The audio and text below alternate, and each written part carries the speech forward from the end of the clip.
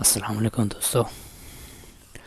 आज हम स्टार्ट कर रहे हैं जी अपना पार्ट टू का लास्ट टॉपिक, क्योंकि हमने पिछले लेक्चर में देखा था जी हम कैसे बाइंड कर सकते हैं इनपुट को। ठीक है, रजिस्टर कंपोनेंट्स के अंदर जो हमारी इनपुट सी और बटन को एक दूसरे के साथ, तो वो हमने चेक कर लिया था अपने पिछले लेक्चर में। तो इस लेक्चर में दोस्तों हम देखेंगे जी हम ये जो डाटा इनपुट पे एंटर कर रहे हैं और बाद में हम उस बटन के साथ जो बाइंड किया हुआ है हमने या उस फंक्शन के ज़रिए जो हम कंसोल करवा रहे हैं। अब दोस्तों हम देखेंगे इस टॉपिक में developing front end register service. सबसे पहले तो हमारे पास पहले से मैंने एक सर्विस क्रिएट की हुई है जो जिसमें हम क्या कर रहे हैं, जो मैसेजेस का डाटा डिस्प्ले करवा रहे हैं। ठीक है, तो मैं उसी सर्विस के अंदर दोस्तों एक फ़ंक्शन क्रिएट करूँगा। ठीक है, जो करेगा क्या जी, हमारा ये रजिस्टर कंपोनेंट का डाटा, रजिस्टर कंपोनेंट के फॉर्म का जो डाटा है वो सेंड करेंगे हम उस फंक्शंस को। ठीक, उस फंक्शन को, और उस फंक्शन से हम डाटा सेंड करेंगे अपने उस एट्रीब्यूट वाले फंक्शन के पास जहाँ से डाटा हम भेज रहे हैं जी अपने सर्वर मोंगोडीबी के सर्वर के ऊपर। तो दोस्तों बिना टाइम वेस्ट किए स्टार्ट करते हैं। पहले मैं थोड़ा सा आपको हायरार्की का ओवरव्यू बताता चलूँ। मैं यहाँ पर एक नई फाइल क्रिएट करता हूँ। दोस्तों यहाँ पर मैं लिख रहा हूँ जी रजिस्टर कंपोनेंट। ठीक है दोस्तों, और यहाँ पर ये साइन बना रहा हूँ जी। इसका मतलब सिर्फ ये है कि डाटा रजिस्टर कंपोनेंट से ट्रांसफ़र हो रहा है जी लेफ़्ट से राइट की तरफ। बेसिकली मैंने लेफ़्ट से इसलिए लिखा कि एक्चुअली इंग्लिश भी लेफ़्ट की तरफ ही लिखी जाती है, इसलिए मैं थोड़ा सा बताना चाह रहा हूँ, क्योंकि मेरे पास ऐसा कोई टूल है नहीं अभी अवेलेबल जिससे मैं ये मेंशन करूँ, पॉइंट कर सकूँ कि ये चीज़ ट्रांसफ़र हो रही है या फिर आगे को मूव कर रही है। तो लिहाजा मैं आपको वैसे बताता चलूँ, इस लाइन के सिंबल का पर्पज़ ये है कि जी लेफ़्ट से राइट की तरफ कोई चीज़ आ रही है। रजिस्टर कंपोनेंट से ये डाटा मेरे पास आएगा जी API सर्विस इन एंगुलर, जो मेरी एंगुलर के अंदर क्रिएट हुई होगी। ठीक है दोस्तों, फिर मैं यहाँ पे लिखता हूँ अब दोस्तों यहाँ पर आ जाएगी मेरी Node.js की API, जिस API के ऊपर मैंने ये रिक्वेस्ट दोस्तों भेजनी है, Node.js API फंक्शन। ठीक है दोस्तों, और एट द एंड है जी MongoDB। इसको थोड़ा सा DB, तो दोस्तों इसको थोड़ा सा मैं करता हूँ जी कम, COMPT component and API service, S stand for service in angular. ठीक है दोस्तों, तो मैं ज़रा थोड़ा सा इसको यूँ बना लेता हूँ जी। तो दोस्तों ये देखिए, अब जो हमारी हायरार्की बन रही है वो ये बन रही है जी, रजिस्टर कंपोनेंट से डाटा हमारा ट्रांसफ़र हो रहा है API सर्विस जो कि हमारी एंगुलर की है। ठीक है, जो कि इस लेक्चर में हम देखेंगे। उस सर्विस से हम डाटा भेज रहे हैं जी Node.js की API का वो फंक्शन, जो एट्रीब्यूट का हमने फंक्शन क्रिएट किया हुआ है उसके अंदर, और वहाँ से डाटा हम सेव कर रहे हैं जी अपने MongoDB के सर्वर के ऊपर। तो दोस्तों हम बिना टाइम वेस्ट किए स्टार्ट करते हैं जी। तो दोस्तों मैं यहाँ पर जाता हूँ ये सेंड डाटा के फंक्शन के पास, register component send data function. तो दोस्तों मैं यहाँ पर आ गया। अब यहाँ पर आते साथ दोस्तों सबसे पहले मुझे क्या करना है जी, अपने उस API के पास जाना है जी।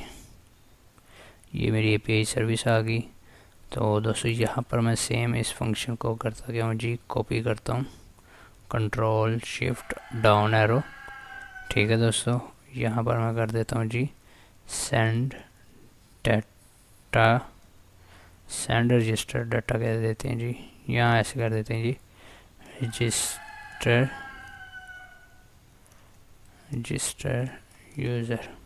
ठीक है दोस्तों, और उसके बाद हमारे ये वो प्रोजेक्ट की पोर्ट, और यहाँ पर एट्रीब्यूट राउटिंग रजिस्टर का पाथ था जिसके ऊपर मैंने सेंड करना है। अभी फ़िलहाल इसको दोस्तों ख़त्म कर देते हैं जी। तो दोस्तों फंक्शन हमारा क्रिएट हो चुका है। अब हम करते हैं जी अब हम आ जाते हैं जी वापसी रजिस्टर कंपोनेंट के अंदर, जहाँ से हमने इसकी सर्विस इसमें इसके जिस सर्विस के अंदर ये फंक्शन है उसको इंजेक्ट करते हैं। तो मैं यहाँ पर सिंपल पहले करता गया हूँ जी private API colon API service. ठीक है दोस्तों, अब मैं दोस्तों यहाँ पर यूज़ करता हूँ जी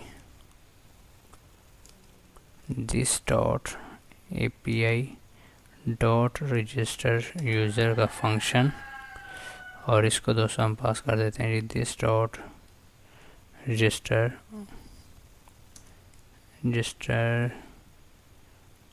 ऑब्जेक्ट।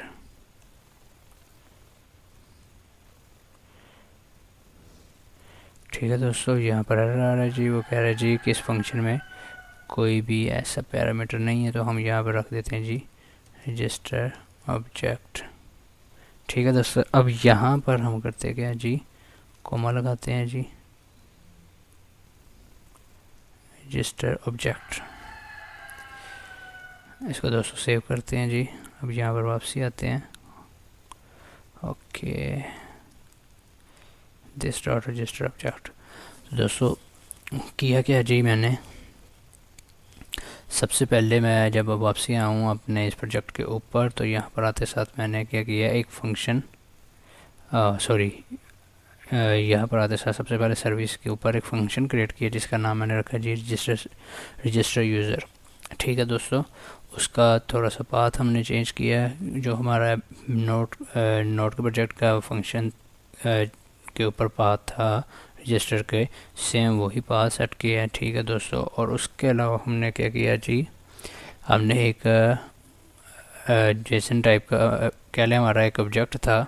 ठीक है, उसमें जो वैल्यू आ रही थी वो ऑब्जेक्ट हमने इस फंक्शन को पास किया है। कैसे पास किया है जी, हमने एक तो यहाँ पर सबसे पहले इंजेक्ट किया अपने इस कंपोनेंट के अंदर इस सर्विस को। ठीक है, इंजेक्ट करके फिर हमने इस सर्विस का वो फंक्शन यूज़ किया जिस फंक्शन के ऊपर मैंने क्या किया था दोस्तों, पास सेट किया था अपना। ठीक है, और साथ में मैंने क्या किया, एक अपना पैरामीटर पास कर दिया। ठीक है, जो कि मेरी इनपुट से मुझे मिल रहा था सेंड के फंक्शन के ऊपर। जैसे मैं क्लिक करता था तो मुझे ये डाटा मिल जाता था। साथ में मैंने दोस्तों क्या किया जी, ये डाटा पास कर दिया उस फंक्शन को। ठीक है, इसमें बेसिकली हमने 3 स्टेप दोस्तों किए। एक क्या किया जी, एक फंक्शन क्रिएट किया अपनी सर्विस के अंदर। ठीक है, दूसरा क्या किया, इस कंपोनेंट के अंदर उस सर्विस को इंजेक्ट किया, और थर्ड वन उस सर्विस का फंक्शन इस कंपोनेंट के अंदर यूज़ किया और उसको हमने वैल्यू पास की है, जो वैल्यू हम स्टोर करवाना चाह रहे हैं अपने MongoDB सर्वर के ऊपर। तो दोस्तों अब मैं करते क्या जी, हम इसको रन करते हैं अपने एप्लीकेशन को। जाते हैं जी यहाँ पे बैक एंड, और यहाँ पे ओपन कर लेते हैं जी cmd node main.js।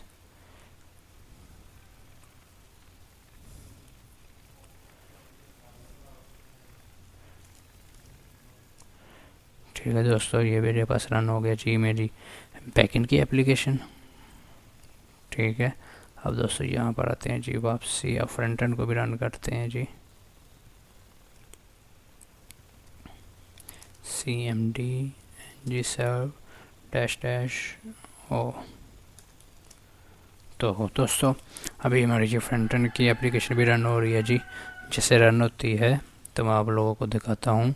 Front end से डाटा सेंड करके हम क्या करेंगे जी, रजिस्टर कंपोनेंट से डाटा सेंड करेंगे जो कि हमारा सर्विस पे जाएगा एंगुलर की। ठीक है, सबसे पहले तो रजिस्टर कंपोनेंट पे आएगा। ठीक है, उस फंक्शन के अंदर जो सर्विस हमने यूज़ की, जो इंजेक्ट की है, उसके अंदर जिस फंक्शन को यूज़ कर रहे हैं उस फंक्शन के पास जाएगा डाटा। ठीक है दोस्तों, और फिर एट द एंड वो Node.js की मैं आपको दिखाता भी चलूँ थोड़ी सी हायरार्की के हवाले से। कंपोनेंट से जैसे ही मैं डाटा, ये देखिए दोस्तों, ये दो मेरे पास इनपुट्स की फील्ड थी। ठीक है दोस्तों, इनमें जैसे मैंने कोई डाटा एंटर किया है, एंटर करके मैंने ये इस फंक्शन पे एक बटन लगाया है जिसके ऊपर ये फंक्शन क्रिएट किया हुआ है। ठीक है दोस्तों, मैंने जैसे ही सेंड का बटन के ऊपर क्लिक किया तो मैंने क्या किया जी, इस ऑब्जेक्ट की इन दोनों प्रॉपर्टीज़ को इस फंक्शन के अंदर जाके पहले तो कंसोल करवा लिया, ठीक है। सेकंड स्टेप मैंने क्या किया जी, सर्विस के अंदर उस सर्विस को इंजेक्ट किया है, जिस सर्विस के तहत मैं ये डाटा नोड.जेएस को भेज रहा हूँ, ठीक है। और उसके बाद मैंने क्या किया जी, ये वाला ऑब्जेक्ट जो मेरा बेसिकली था, ये मैंने इसी फंक्शन उस सर्विस के फंक्शन को पास कर दिया। तो एप्लीकेशन हमारी दोस्तों रन हो चुकी है। अब हम देखते हैं जी, मैं यहाँ से बल्कि यहीं पे कर लेते हैं जी दोस्तों। यहाँ से सबसे पहले रजिस्टर के बटन पे क्लिक करते हैं, ये हमारे पास हमारी वो रजिस्टर का कंपोनेंट आ गया। तो दोस्तों यहाँ पर मैं लिखता हूँ एक न्यू ईमेल, जिसका नाम रखते हैं जी salias1212@gmail.com और पासवर्ड रख देते हैं जी 12345। अब दोस्तों मैं यहाँ से करता हूँ जी सबमिट। तो दोस्तों मेरा डाटा सेंड हो चुका है। अब हम जाते हैं जी यहाँ से अपने सर्वर के पास, और यहाँ पर हम दोस्तों जाते हैं जी क्लस्टर्स के अंदर। क्लस्टर से दोस्तों कलेक्शन पे जाते हैं जी। तो कलेक्शंस पे यहाँ पर आते हैं जी दोस्तों। अभी हमें डाटा नहीं मिला, 1234123 ओके दोस्तों, देखते हैं जी क्या इशू आ रहा है। सबसे पहले जाते हैं जी बैकएंड के पास, main.js कनेक्शन स्ट्रिंग चेक कर लें जी, क्या ये वही यूज़र है asadias12, ठीक है जी, यूज़र तो यही है हमारा, ठीक है दोस्तों। अब हम करते क्या जी, यहाँ पर पहले देखते हैं जी बैकएंड पे क्या डाटा आया है जी।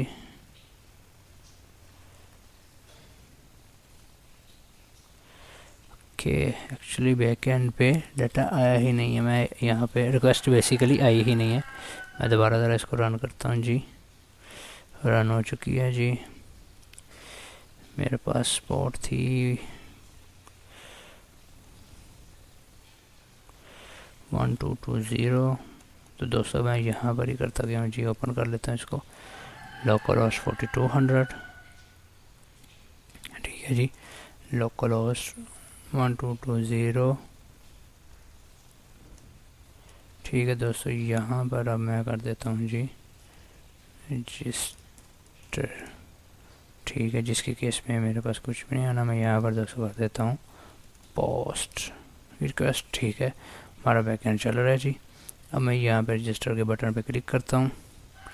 यहाँ पर एक मरतबा दोबारा से ईमेल एंटर करते हैं जी, salias1122@gmail.com, और यहाँ पर मैं दोस्तों पासवर्ड एंटर करता हूँ कोई भी, और दोबारा से सबमिट के बटन पे क्लिक किया।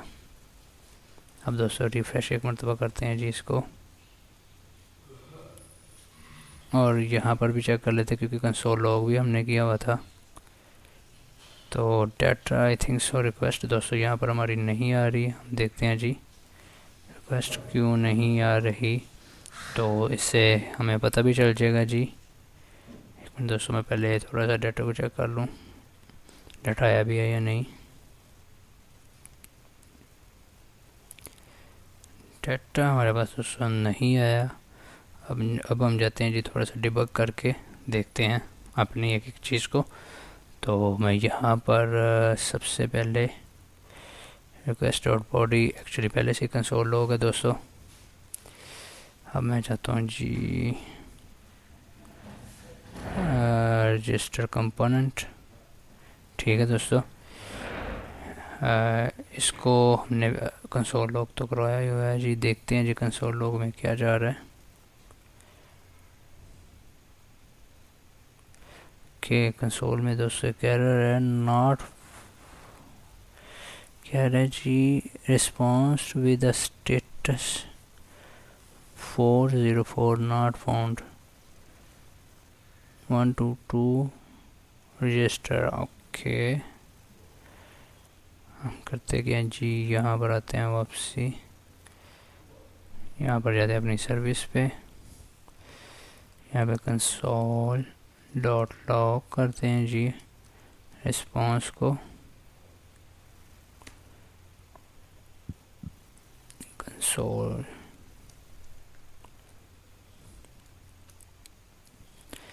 ठीक है दोस्तों। एक मरतबा यहाँ पर भी मैं आपको कंसोल लॉग करके दिखा देता हूँ जी, ताकि मैं पता चले कि डाटा एक्चुअली जा क्या रहा है और क्या नहीं।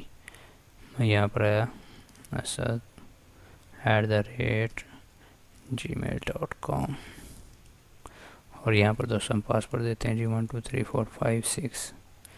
अब सेंड किया दोस्तों। यहाँ पर ये देखिए 404 नॉट फाउंड। एक्चुअली ये जो रिक्वेस्ट है http local host 1220 register REGISTER। Okay, actually दोस्तों उससे ये रिक्वेस्ट मिल ही नहीं रही। करते गए जी यहाँ पर Ctrl+C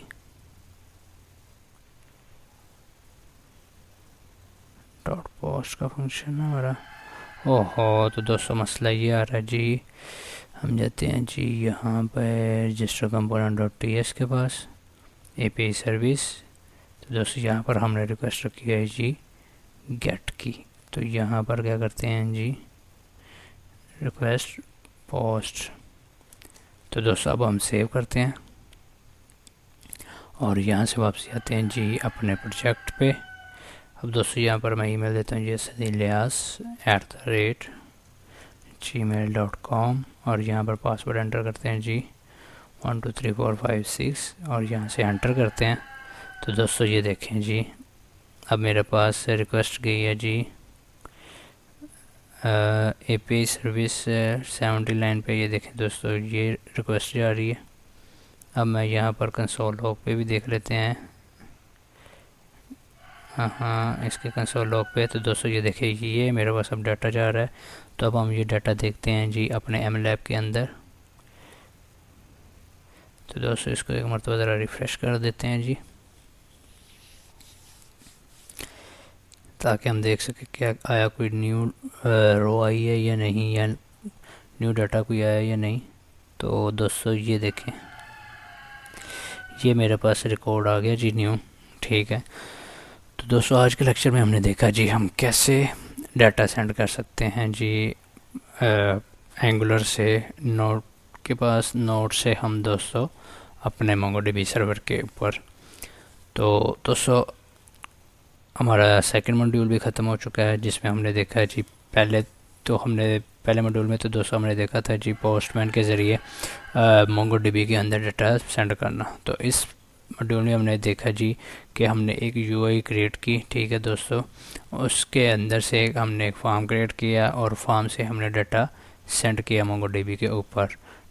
तो दोस्तों नेक्स्ट लेक्चर जो हमारा है जी मैं थोड़ा सा उसका आपको बताता चलूँ। नेक्स्ट हम क्या करेंगे जी, नेक्स्ट जो हमारा टॉपिक स्टार्ट हो रहा है वो है जी लॉगिन का। रजिस्टर तो हमारा हो गया, लेकिन अब हम करेंगे क्या जी, मैं एक और वीडियो बनाऊंगा रजिस्टर के ऊपर, जिस पे हम करेंगे 5 से 6 प्रॉपर्टीज़ ले लेंगे। ठीक है, उनके ज़रिए हम दोस्तों रजिस्टर करेंगे। ठीक है, और चेक भी करेंगे डेटाबेस के अंदर जाके। फिर हम दोस्तों उसी यूज़र के केस में क्या करेंगे जी नेक्स्ट लेक्चर में लॉगिन भी करेंगे।